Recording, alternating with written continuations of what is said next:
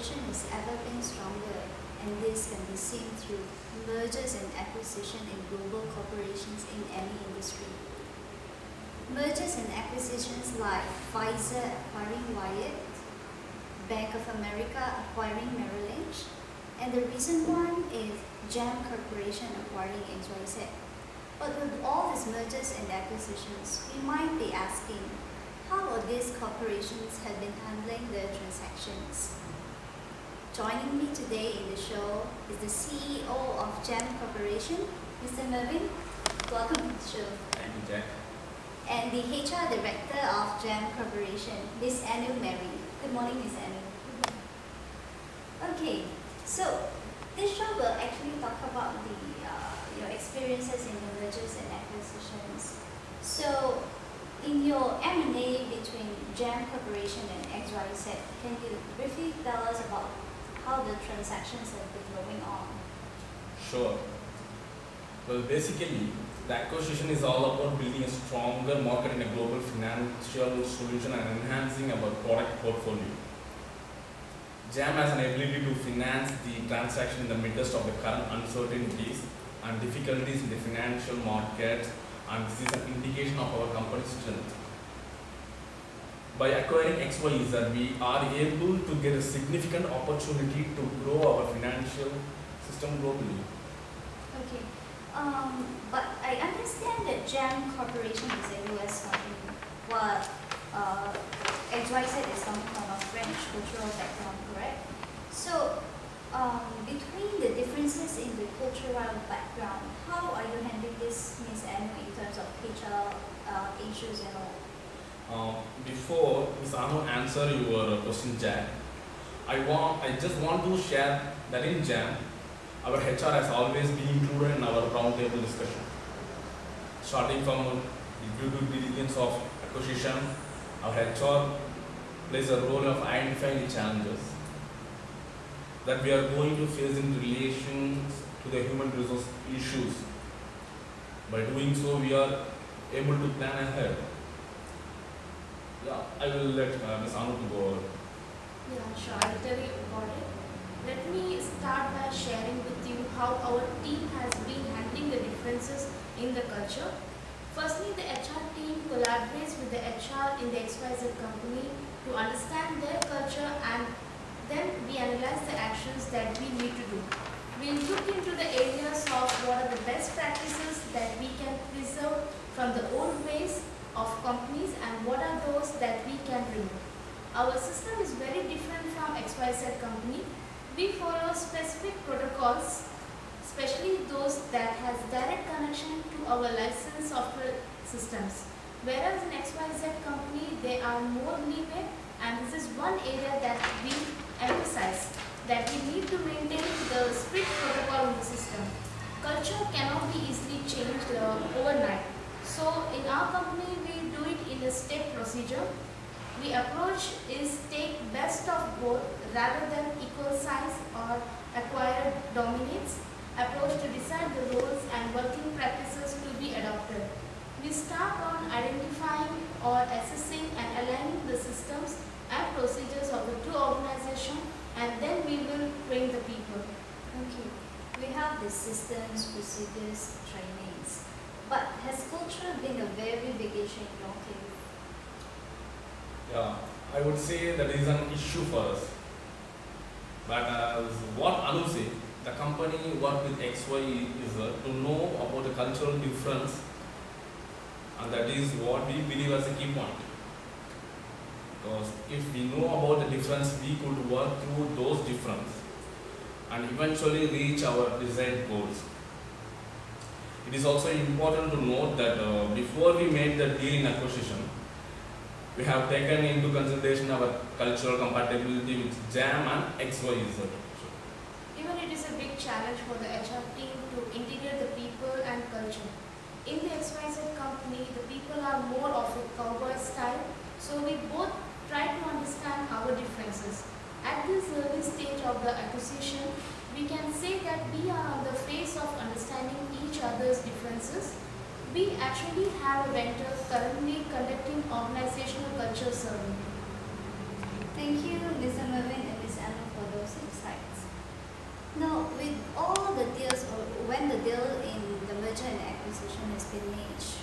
will always have employee issues.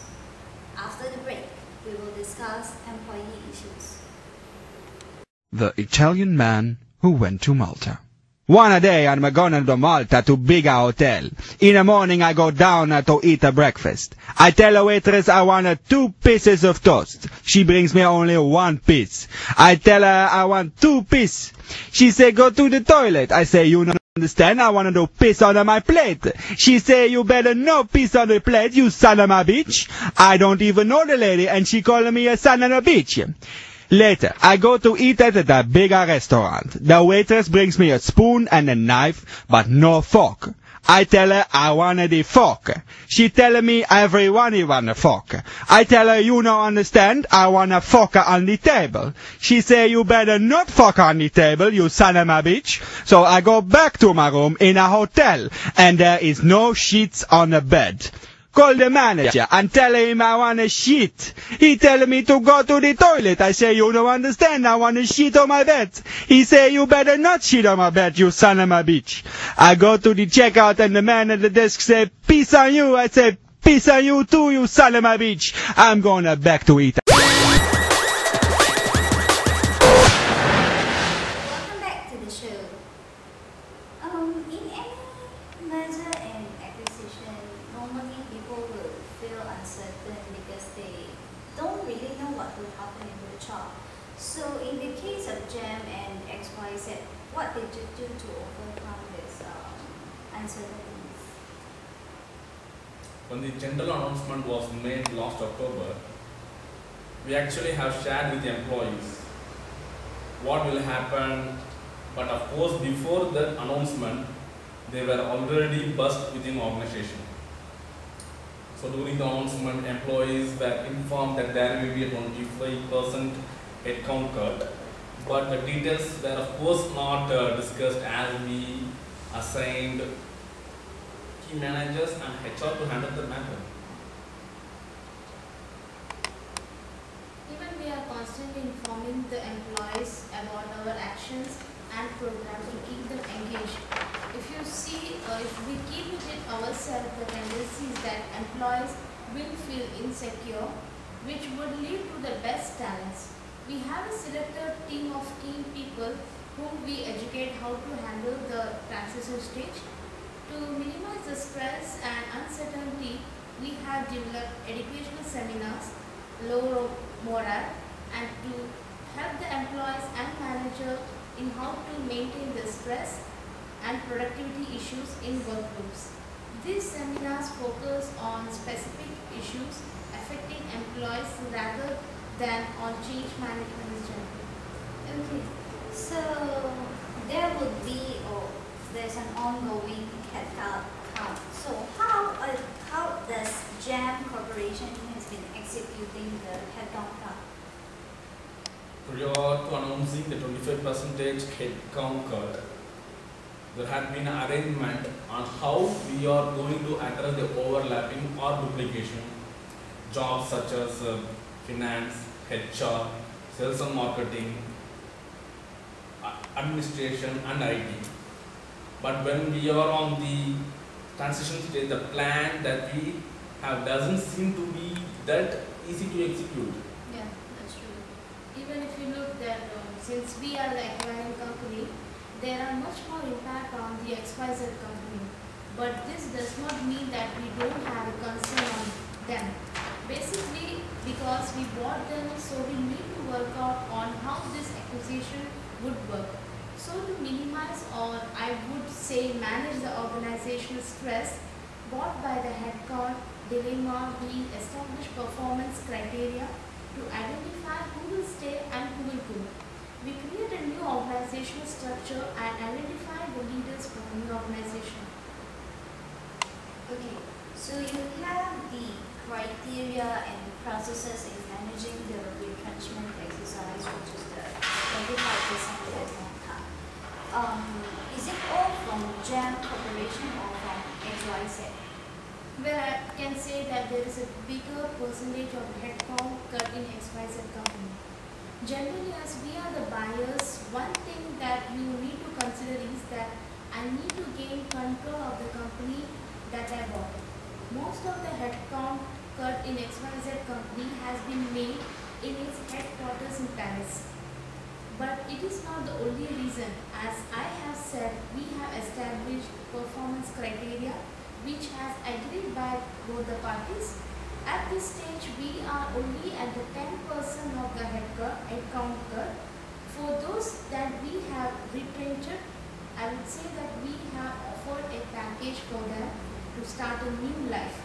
Our retrenchment exercise values dignity in managing exits of employees.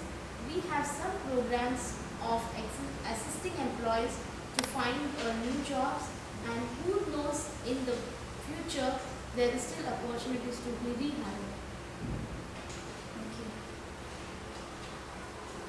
Thank you, Mr. Melvin and Ms. Anu, for sharing with us those experiences. Do you have any other point of view, Mr. Melvin? You see, there could be changes along the way. As we undergo the integration, there are also potential opportunities that can arise. We are also looking at moving these people who has duplicating job into other area that they are capable of doing along the road in merger and acquisition. There will be a rectification, and headcount is one of it.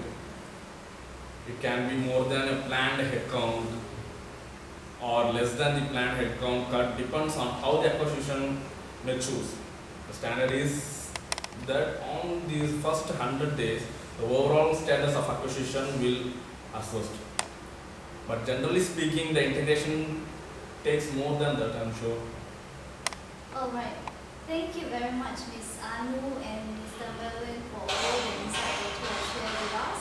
And I'm sure our listeners will have a much more better understanding of the mergers and acquisition. Yeah, sure. Okay. Thank you. Thank you. I'm Jacqueline Remo, and this is your early business news.